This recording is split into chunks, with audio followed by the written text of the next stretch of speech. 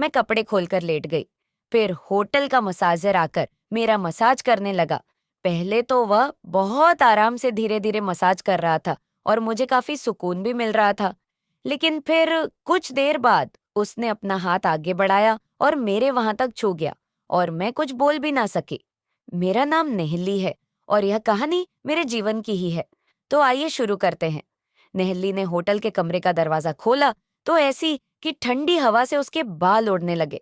कमरा साफ था, सजावटी फूलों से भरा और बहुत महंगा दिखता था, लेकिन उसके चेहरे पर कोई उत्साह नहीं था। वह अपनी शादी की 8वीं सालगिरह पर अकेली आई थी, क्योंकि उसका पति इस बार भी बिजनेस ट्रिप पर था। एक दिन खुद के लिए उसने अपने आप से कहा था। नेहली ने दरवाजा बंद किया, चप्पल उतारी और धीरे धीरे बैग से अपने कपड़े निकाले। वो आईने के सामने खड़ी हुई, खुद को देखा जैसे सालों बाद पहली बार। थकान उसकी आंखों में साफ थी, ना सिर्फ शरीर की बल्कि उस रिश्ते की जिसमें वह हर दिन कुछ कम होती जा रही थी। उसने गर्म पानी से बाथटब भरा और एक एक करके अपने कपड़े उतारने लगी। बाथरूम बहुत सुंदर था, संगमरमर की दीवारें, हल्की मध्यम रोशनी। नेहली ने जैसे ही गर्म पानी के बाथटब में बेटी तो एक सुकून सा महसूस हुआ। पानी जैसे बीते सालों का थकान धो रही थी, मगर तभी एक अजीब सी उलझन उसके पीठ पर दौड़ गई, जैसे कोई नजरें उसे देख रही हो। उसने जल्दी से पीछे मुड़कर देखा, लेकिन वहां कोई नहीं था। उसने खुद से कहा, शायद मैं पागल हो गई हूं, बस थक गई हूं। नेहली टॉवल लपेटकर बाहर आई और होटल के फोन पर रिसेप्शन को कॉल किया। हेलो, मुझे आज ही एक रिलैक्सिंग बॉडी मसाज चाहिए। ओके श्योर मैडम, हमारे पास एक प्रोफेशनल है। हेमंत, क्या शाम 8 बजे ठीक रहेगा? हाँ, उससे झिझकते हुए कहा। शाम के 8 बजे दरवाजे पर एक दस्तक हुई। नेहली ने दरवाजा खोला तो सामने खड़ा था एक लगभग 35 साल का शख्स। गहरी आंखें, सादे कपड़े और हल्की मुस्कान। Hello madam, I am Hemant, क्या मैं अंदर आ सकता हूँ? उसकी आवाज में ना कोई बनावटी थी, ना कोई झिझक। नेहली ने चुपचाप सिर हिलाया। उसने पूछा, आप कहाँ बैठना पसंद करोगी और अपने टॉवल ऊपर कर लीजिए। नेहली ने खिड़की के पास इशारा कर दिया। हेमंत ने बड़ी सहजता से टेबल लगाई, टॉवल बिछाया, तेल रखे, फिर उसकी ओर मुड़ा। आप तैयार हैं? हाँ, मैं अभी आती हूँ, नेहली ने कहा और वॉशरूम में चली गई। जब वह बाहर आई तब उसने एक लंबा मैरून रंग का बाथरोब पहन रखा था, लेकिन उसके भीतर डर और झिझक दोनों थे। हेमंत ने बड़ी आराम से उसे टेबल पर लेटने को कहा। पीठ के बल आप रिलैक्स हो जाइए, कोई जल्दी नहीं है। जैसे ही उसका हाथ नेहली के कंधों पर गया, एक पल को उसने आंखें बंद कर ली। हेमंत का स्पर्श ना तो ज्यादा गहरा था, ना बहुत हल्का था। वह जानता था कि स्पर्श कैसे शांत करता है। नेहली ने पहली बार किसी अजनबी के हाथों में कोई डर महसूस नहीं किया, बल्कि एक अपनापन सा महसूस हुआ। हेमंत चुपचाप अपने काम में लगा था। उसने धीरे से कहा, मैडम, आपको बहुत थकावट है। नेहली कुछ देर चुप रही, फिर बोली, थकान नहीं है, खालीपन है। हेमंत कुछ नहीं बोला, सिर्फ हल्की स्माइल दी। नेहली की आंखों में पानी उतर आया। उसने अपनी आंखें मूंदी और पहली बार इतने सालों में खुद को किसी के सामने खुला महसूस किया।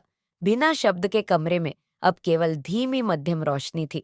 पर्दों के पीछे शाम धीरे धीरे रात में ढल रही थी और नेहली की आंखें बंद थी। हेमंत के हाथ अब उसकी पीठ के कंधों तक, फिर गर्दन के पास आते हुए बहुत ही नरमी से अपनी यात्रा पूरी कर रहे थे। नेहली की सांसें अब पहले जैसी नहीं थी। वह थमी हुई थी, जैसे किसी भावनात्मक बंधन में बंध गई हो। वह फुसफुसाई, कभी कभी लगता है मैं बस जिंदा लाश रह रही हूं, जी नहीं रही। हेमंत का हाथ वहीं रुक गया। उसने कुछ पल चुप रहकर पूछा, क्या आपकी जिंदगी में प्रॉब्लम है? क्या कभी आपको कोई सुनता है? नेहली की आंखें खुली नहीं, लेकिन दिल जैसे एकाएक खुल गया। सुनता तो है, लेकिन समझता नहीं, उसके लहजे में टूटी हुई आवाज थी। शादी को 8 साल हो गए, नेली ने बोलना शुरू किया। पहले लगता था मैं उसकी दुनिया हूं, फिर धीरे धीरे मैं सिर्फ एक जिम्मेदारी बन गई। हर त्योहार, हर खुशी बस औपचारिकता बनकर रह गई। हेमंत कुछ नहीं बोला, वह सुन रहा था, जैसे कोई बूंद धीरे से दीवार को अंदर तक महसूस कर रहा हो। मैं बिखरती रही और उसने कभी देखा भी नहीं।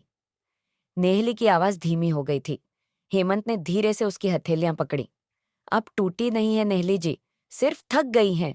उसके इन शब्दों ने जैसे किसी कांच की दीवार पर चोट कर दी हो। नेहली की आंखों से आंसू बह निकले। उसने कहा, कभी बस कोई सुन ले, छू ले, कुछ कहे नहीं, बस थाम ले। उसने कहा, तो बस आज मैं आपको थामता हूं। हेमंत ने धीमे से कहा। वो पास आया। उसने पीठ के नीचे तक तौलियां ठीक किया और सिर के नीचे एक छोटा सा तकिया रखा। उसका स्पर्श अब सिर्फ स्पर्श नहीं था, वह अब एक अलग ही भाषा बन चुका था। बिना शब्दों के नेहली टेबल पर लेटी थी, लेकिन अब उसकी आंखें खुली थीं। क्या तुम शादीशुदा हो? उसने पूछा। हेमंत मुस्कुराया। नहीं, एक रिश्ता था बहुत गहरा, लेकिन वह खत्म हो गया। क्यों? नेहली की आंखों में जिज्ञासा थी, क्योंकि प्यार एक तरफा हो तो वह ताली की तरह नहीं बजता, सिर्फ गूंजता है। उसकी बात नेहली के दिल को छू गई। हेमंत ने पूछा, कभी सोचा है कि हम जैसे लोग जो सिर्फ दूसरों को ठीक करने के लिए बने हैं, हमको कौन ठीक करता है? नेहली ने पहली बार उसकी तरफ देखा। गहराई से शायद कोई ऐसा जो खुद टूटा हो। उनके बीच अब ना कोई दूरी थी, न कोई बनावटी संवाद, सिर्फ दिल की नजदीकी और टूटे टुकड़ों का एक साथ जुड़ना। हेमंत ने धीरे से पूछा, क्या आगे बढ़ना चाहिए? नेहली जी, आप चाहे तो मैं कल फिर आ सकता हूँ, बस कुछ पल फिर से आपको खुद से मिलाने।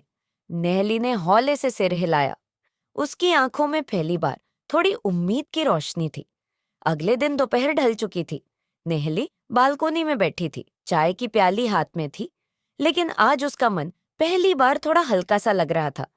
पतिदेव आज भी ऑफिस से देर से आने वाला था। घर में वही पुरानी खामोशी थी, पर आज उस खामोशी में कोई चुभन नहीं थी। फोन पर एक मैसेज था, अगर ठीक लग रहा हो तो शाम 6 बजे आ सकता हूँ। नेहली ने बिना कुछ सोचे बस ठीक है टाइप कर दिया। हेमंत समय पर आ गया। आज उसके हाथ में कोई तेल या क्रीम नहीं थी, बस एक डायरी और एक हल्की सी मुस्कान। आज मसाज नहीं, आज बात करेंगे, उसने कहा। नेहली चौकी। बात? किस बारे में? आपके बारे में, उस लड़की के बारे में जो कभी गाना गाती थी, जो कॉलेज में कविता लिखा करती थी। हेमंत ने उसकी आंखों में देखा। आपको याद है वह लड़की? नेहली का गला रंध गया। उसने चुपचाप सिर झुका लिया। वो लड़की तो बहुत पीछे रह गई, तो चलिए उसे वापस बुलाते हैं। हेमंत ने डायरी खोली। हर दिन बस एक पेज आप अपने आप के लिए लिखिए, जो भी मन में आए, दर्द, हंसी, नाराजगी, शिकायत, सब कुछ। नेहली ने धीरे से डायरी को छुआ। इतने सालों बाद कोई मुझे मेरे ही नाम याद दिला रहा है, क्योंकि आपका नाम नेहली है। और नेहली कभी बूझती नहीं, बस धीमी हो जाती है। हेमंत ने कहा, मैं नहीं चाहती कि तुम रोज रोज फिर आओ।